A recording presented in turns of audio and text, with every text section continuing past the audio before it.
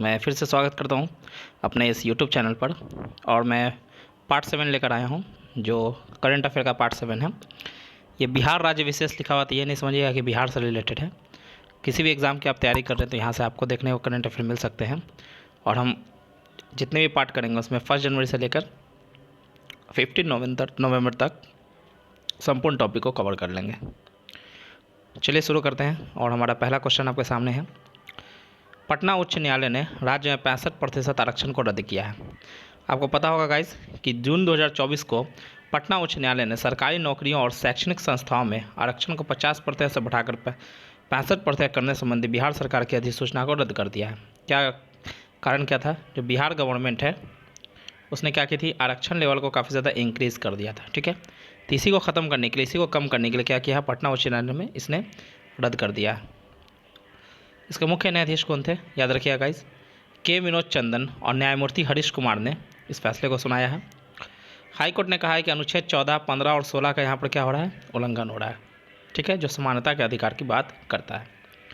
आइए देख लेते हैं कुछ अनुच्छेद को। इससे पहले मैं बता दूं गाइस कि जो 50% से ज़्यादा आरक्षण ना हो, तो इस बात को सुप्रीम कोर्ट ने इंदिरा साहनी केस में कहा था। ठीक है, तो आप याद रखिएगा नाम को। अनुच्छेद 14 भारतीय संविधान में विधि के समक्ष समानता की बात करता है, यानी कि जो विधि होता है, कानून होता है, उसके सामने सभी लोग समान होंगे। इसके मुताबिक भारत में रहने वाले सभी लोगों को कानून के सामने समानता और कानून के समान संरक्षण मिलना चाहिए। ये बात कौन कहता है? अनुच्छेद 14। इस अधिकार का जो लाभ है वो विदेशी और भारतीय दोनों को मिलता है, यानी कि अनुच्छेद 14 जो है किसके लिए है, विदेशों के लिए भी है और भारतीयों के लिए भी है। ठीक है, नेक्स्ट आता है, राज्य को किसी भी व्यक्ति के साथ भेदभाव नहीं करना चाहिए और ना ही मनमाना कानून बनाना चाहिए जिससे राज्य में निष्पक्ष और उचित कानून बनाने में मदद मिले। अनुच्छेद 15 किस चीज़ की बात करता है गाइस? तो देखिए यहाँ पर भारतीय संविधान का अनुच्छेद 15 के मुताबिक किसी भी नागरिक के साथ धर्म, जाति, लिंग, मूल, वंश या जन्म स्थान के आधार पर भेदभाव नहीं किया जा सकता है। ये कौन बात करता है? अनुच्छेद 15, और ये केवल भारतीयों के लिए है। अनुच्छेद 16 क्या है गाइस? भारतीय संविधान के अनुच्छेद 16 में सार्वजनिक रोजगार के अवसर की समानता का वर्णन है।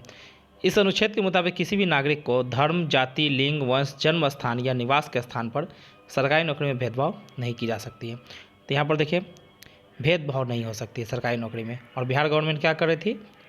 भेदभाव। इसीलिए हाई कोर्ट ने क्या किया, इस फैसले को रद्द कर दिया। ठीक है, आगे बढ़ते हैं। मोस्ट इंपॉर्टेंट, काफ़ी ज़्यादा इंपॉर्टेंट है। नालंदा विश्वविद्यालय के नए परिसर का उद्घाटन किया गया। किसने किया है? प्रधानमंत्री नरेंद्र मोदी ने। आइए देखते हैं। जून 2024 को प्रधानमंत्री नरेंद्र मोदी ने बिहार के राजगीर में नालंदा के प्राचीन खंडहर स्थल के निकट नालंदा विश्वविद्यालय के नए परिसर का उद्घाटन किया। तो किसने किया गया? नाम याद रखिएगा, पीएम मोदी ने। इसकी स्थापना नालंदा विश्वविद्यालय अधिनियम 2010 के तहत की गई। यह अधिनियम 2007 में फिलीपींस में हुए द्वितीय पूर्वी एशिया शिखर सम्मेलन में, मतलब जो 2007 का समय था फिलीपींस में, उसी द्वितीय पूर्वी शिखर सम्मेलन में, एशिया शिखर सम्मेलन में इस बात को लिया गया था कि हम नालंदा परिसर को दोबारा से बनाएंगे, और उसी को दोबारा से अभी बनाया गया है। नालंदा की जो स्थापना थी गाइस, वो 5वीं शताब्दी की शुरुआत में बिहार में गुप्त वंश के कुमार गुप्त ने की थी। लेकिन कुमार गुप्त एक शासक था, उसी ने क्या किया था, नालंदा विश्वविद्यालय को बनाया। यह 12वीं शताब्दी तक लगभग 600 वर्षों तक सक्रिय रहा, और कुमार गुप्त से लेकर 12वीं शताब्दी तक, यानी कि 600 सालों तक क्या हुआ, नालंदा विश्वविद्यालय काफ़ी ज़्यादा फला फूला। ठीक है, यहाँ प्राचीन भारतीय चिकित्सक प्रणाली, आयुर्वेद, धर्म, गणित, व्याकरण, खगोल विज्ञान और भारतीय दर्शन जैसे विषय पढ़ाए जाते थे।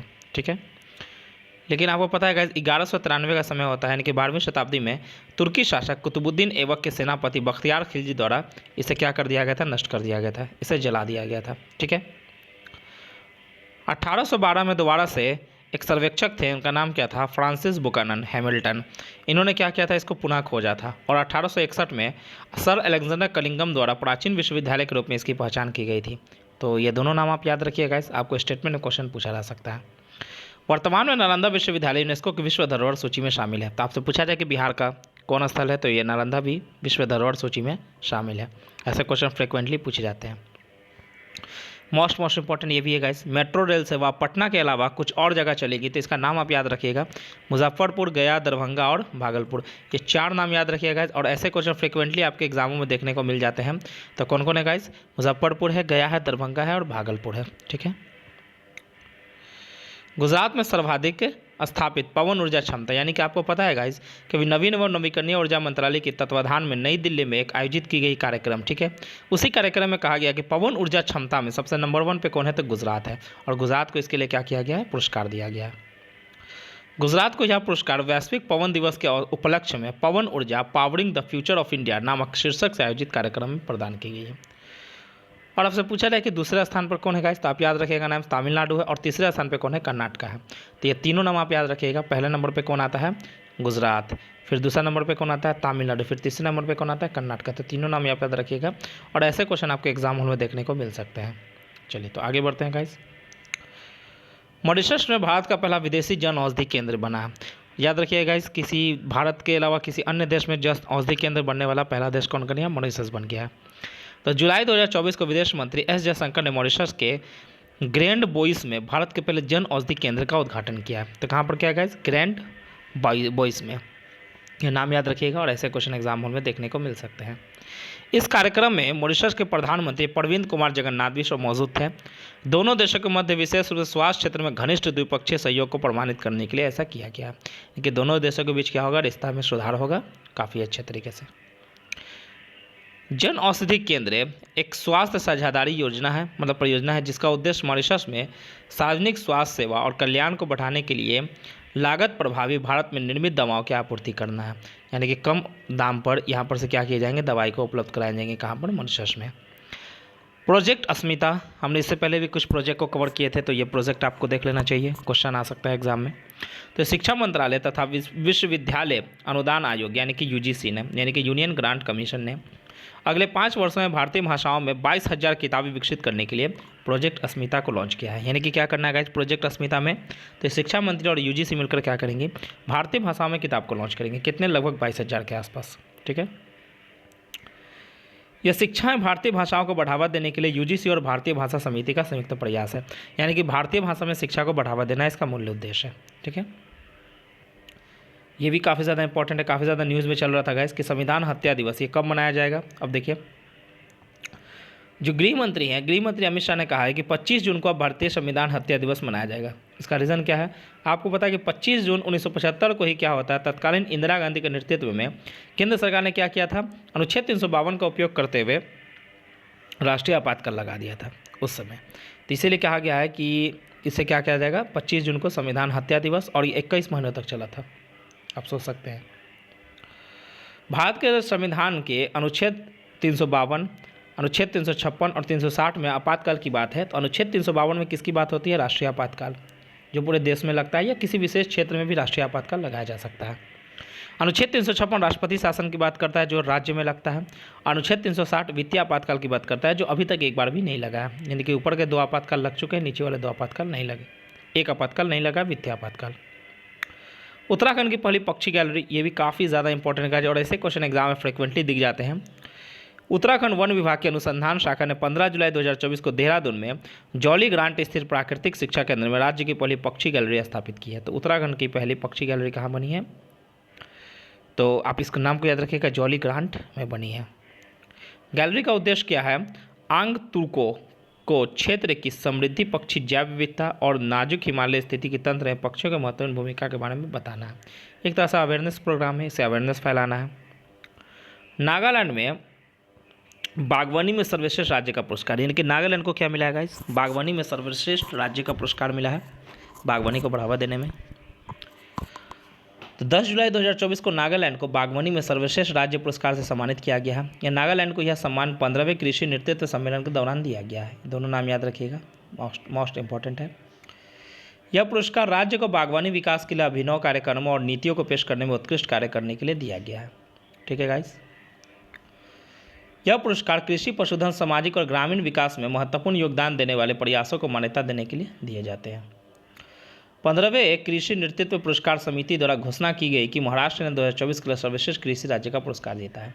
आपसे पूछा जा सकता है कि बागवानी में किसे मिला है, तो नागालैंड को, और कृषि के लिए किसको मिला है, तो महाराष्ट्र को मिला है। ये दोनों नाम आप याद रखिएगा, क्वेश्चन एग्जाम में आ सकते हैं। सिक्किम द्वारा पर्यटक वाहनों में कचरा बैग अनिवार्य कर दिया गया, यानी कि सिक्किम ने क्या किया कि अब जो भी टूरिस्ट जाएंगे घूमने के लिए तो उसे अपने साथ कचरे बैग को रखना है। वो कचरे बाहर नहीं फेंकेंगे बल्कि बैग में रखेंगे।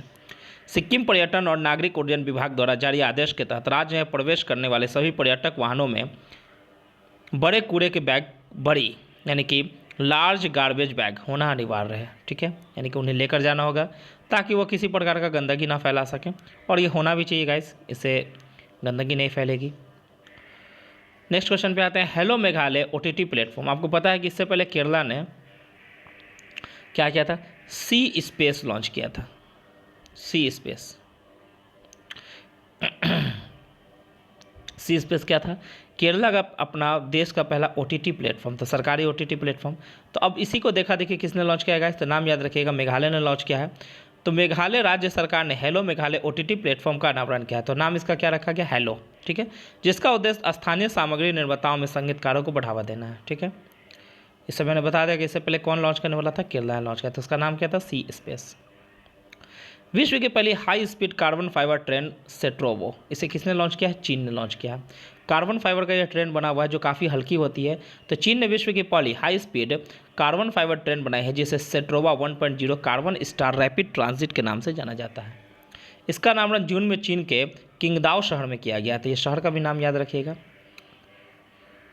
सेट्रोवा ट्रेन की स्पीड कितनी होगी? 140 किलोमीटर प्रति घंटा से चलेगी। और कार्बन फाइबर एक ऐसी सामग्री है जो इसे पारंपरिक ट्रेनों की तुलना में बहुत हल्की प्रदान करता है, यानी कि काफ़ी ज़्यादा हल्का होगा, ऊर्जा कुशल भी होगा। ठीक है, इससे कार्बन डाइऑक्साइड उत्सर्जन में वार्षिक रूप से लगभग 130 टन की कमी आएगी। किसके कारण से? कार्बन फाइबर ट्रेन के कारण। जोरावर मोस्ट इंपॉर्टेंट गाइज, याद रखिएगा। रक्षा अनुसंधान एवं विकास संगठन ने जुलाई में देश के स्वदेशी हल्के टैंकर जोरावर का गुजरात में हजीरा में अनावरण किया है। तो ये क्या है? DRDO ने इसका टेस्ट किया, और ये क्या है? स्वदेशी हल्के टैंकर, यानी कि काफ़ी हल्का एक टैंकर है जिसका नाम क्या है? जोरावर है। टेस्ट कहाँ किया गया? गुजरात के हजीरा में। DRDO ने लार्सन एंड टुब्रो के साथ मिलकर इसको डिज़ाइन किया था, यानी कि बनाया था। किसने बनाया था? DRDO और लार्सन एंड टुब्रो ने मिलकर इसको बनाया था। ये दोनों नाम याद रखिएगा, इस एग्जाम में क्वेश्चन आ सकता है। यह टैंक अधिक ऊंचाई वाले अभियानों के लिए डिज़ाइन किया गया और यह उन्नत हथियारों और सुरक्षा प्रणालियों से लैस है। काफ़ी ज़्यादा आधुनिक टेक्नोलॉजी इसमें दी गई है। डाइची 4, ये क्या है गाइस? देख लीजिए। जापान ने अपने फ्लैगशिप तीसरे S3 लॉन्च व्हीकल के माध्यम से उन्नत भूमि अवलोकन उपग्रह लॉन्च किया है। यह जापान का उपग्रह है जिसका नाम क्या है? डाइची 4। ठीक है, नाम याद रखिएगा, डायरेक्ट आपसे फ्रिक्वेंटली क्वेश्चन आ सकता है कि डाइची उद्देश्य समाचारों में था, ये क्या है? इसका उद्देश्य आपदा प्रक्रिया और सुरक्षा के लिए एक उन्नत पृथ्वी अवलोकन और मानचित्र के लिए डेटा एकत्रित करना है। ये पृथ्वी का डेटा देगा, आपदाओं में बताएगा कि क्या स्थिति है क्या नहीं है, ये सब के बारे में डेटा देगा डाइची 4। बनेरघट्टा जैविक उद्यान में देश की पहली सबसे बड़ी, मतलब देश की सबसे बड़ी तेंदुआ सफारी बनी है।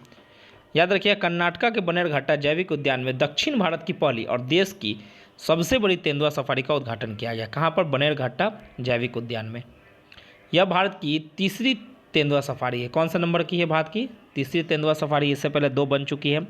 इस तेंदुआ सफारी का क्षेत्र प्राकृतिक चट्टानों, शैलों और अर्धपर्णपाती वन के साथ है उबड़ खाबड़ भूभाग से बना हुआ है। ठीक है, निर्माण पोर्टल इससे पहले हम लोग पढ़ चुके हैं, लेकिन यहाँ पर डिटेल में पढ़ेंगे निर्माण पोर्टल क्या है। तो याद रखिएगा गाइस, निर्माण पोर्टल क्या है? तो याद रखिएगा, जुलाई 2024 को केंद्रीय कोयला तथा खनन मंत्री जी किशन रेड्डी ने नई दिल्ली में राष्ट्रीय सिविल सेवा परीक्षा के मुख्य परीक्षा के उम्मीदवारों को पुरस्कृत करने के लिए इस निर्माण पोर्टल पहल को शुरुआत की है। बेसिकली क्या है कि जो कोयला खनन मंत्री उन्होंने लॉन्च किया है, ये क्या है? जो भी स्टूडेंट सिविल सेवा परीक्षा के 2024 में PT पास कर चुके हैं, तो जो SC ST महिला या ट्रांसजेंडर, इन चारों में से अगर कोई एक चीज़ से बिलोंग करते हैं तो यहाँ पर इस पोर्टल के माध्यम से वो क्या कर सकते हैं? रजिस्टर कर सकते हैं, उन्हें पैसे मिलेंगे। इसका फुल फॉर्म याद रखिएगा निर्माण पोर्टल का, noble initiative for rewarding mains aspirants for national civil service examination. ठीक है, मिशन कर्मयोगी के अनुरूप यह कोल इंडिया लिमिटेड द्वारा अपने परिचालन जिलों के उन मेधावी युवाओं को लक्षित करने वाली एक कॉर्पोरेट सामाजिक उत्तरदायित्व, यानी कि जो CSR होती है, जिन्होंने 2024 में UPSC परीक्षा सिविल सेवा और वन सेवा के लिए प्रारंभिक दौर को उत्तीर्ण हुए हैं। याद रखिएगा गाइस, जो CSR होती है, कॉर्पोरेट सोशल रिस्पॉन्सिबिलिटी, यानी कि जितनी भी कंपनी होती हैं उसे पिछले 3 साल का अपना मुनाफा निकालकर उसमें से 2% कहाँ खर्च करना पड़ता है? CSR में। तो वो कहीं भी खर्च कर सकते हैं कोई भी अच्छे लाभ के लिए। तो यहाँ पर ये क्या कर रहे हैं? CIL कोल इंडिया लिमिटेड कहाँ खर्च कर रही है अपना CSR? निर्माण पोर्टल के माध्यम से 1 लाख रुपया PT पास करने के बाद बच्चों को दी जाएगी। यहाँ देख सकते हैं गाइस, 1 लाख रुपये की राशि दी जाएगी। यह उन युवाओं के लिए है जिनकी वार्षिक पारिवारिक आय 8 लाख से कम है, जो अनुसूचित जाति, अनुसूचित जनजाति, महिला या थर्ड जेंडर समुदाय से संबंधित है, तो मैंने बता दिया। साथ ही साथ वो कोल इंडिया लिमिटेड के जो 39 परिचालन जिले में जो उनकी कंपनी है उनसे रिलेटेड होने चाहिए, अन्य जिलों से उन्हें लाभ नहीं मिलेगा। हैनले पासपोर्ट इंडेक्स याद रखिएगा, ये 2 बार रिलीज़ हो चुका है। इससे पहले कब आया है गाइज? जनवरी में। और ये कब की बात हो रही है? जुलाई की। तो मैं दोनों डेटा आपको दे देता हूँ, याद कर लीजिए, कोई भी क्वेश्चन एग्जाम हॉल में दिख सकते हैं। जुलाई 2024 को वैश्विक नागरिक और निवास सलाहकार कंपनी हैनले एंड पार्टनर्स द्वारा हैनले पासपोर्ट सूचकांक को जारी किया गया है। बेसिकली यहाँ पर भारत को कौन सा स्थान मिला? 82वां स्थान मिला। आपसे पूछा जा सकता है भारत के साथ 82वें स्थान पर कौन कौन है? तो सेनेगल है और कजाकिस्तान है। ठीक है, याद रखिएगा। भारत का पासपोर्ट 58 देशों को वीज़ा मुक्त प्रदान करता है, यानी कि भारत के पासपोर्ट से आप 58 देशों में वीज़ा मुक्त जा सकते हैं, आपको वीज़ा की आवश्यकता नहीं है।